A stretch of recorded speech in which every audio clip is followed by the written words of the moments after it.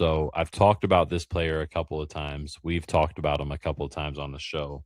And I say this because he's not somebody who came in because he was already a highly touted player, right? He's coming off of injury from a school that's known for producing players at this position.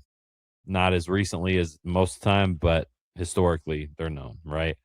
I think that the breakout transfer, who I expect to be a breakout, is Dilin Jones. I think that Lane Kiffin and this team, because you can talk about Jordan Seaton, you can talk about Sam Levitt, you can talk about all these players that we know are going to produce.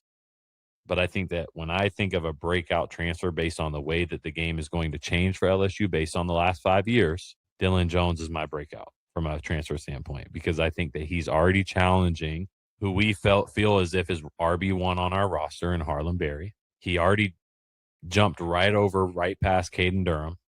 And if he stays healthy, I think that based on how they use running backs, he has a huge season.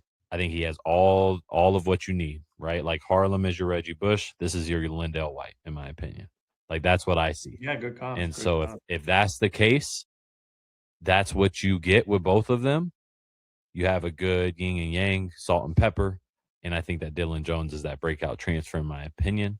Now, obviously, I think for breakout freshman, I'm going to go right into it. If you want me to, I can wait and kind of let you. But breakout freshman, I think it's tough. I think, I'm trying to think if it wasn't Aiden Anding who got hurt, was it? And tore his Achilles. Yeah. Who's the other corner that we brought in? I don't know why his name's escaping me. Tall, lanky kid who now we're going to have to lean on more. I think Court. Yeah, I'll have to look him up because it's a DB. I know it's for sure a DB. Straight out of California. I'm trying to remember everything I can about him, but I'm like, and he's a freshman? He's a freshman. He just came in this class. I'm about to find him right now. Havon Finney. Oh. Havon Finney, Jabari, Mack are two people I'm keeping an eye on personally. I think those are two that I really, really like. I think, obviously, the big name is from what has happened with Deuce Geralds and Richard Anderson in this offseason. I think they started off very hot.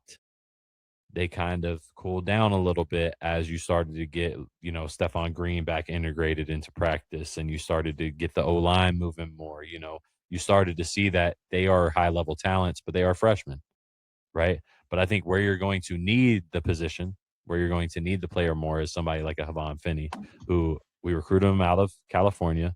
Hopefully he can put some weight on, but due to the depth, he's going to have to play.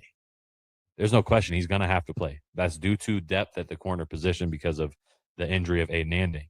So I think that that's somebody who I expect to have significant playing time just from a depth standpoint, and he's going to get a lot of reps.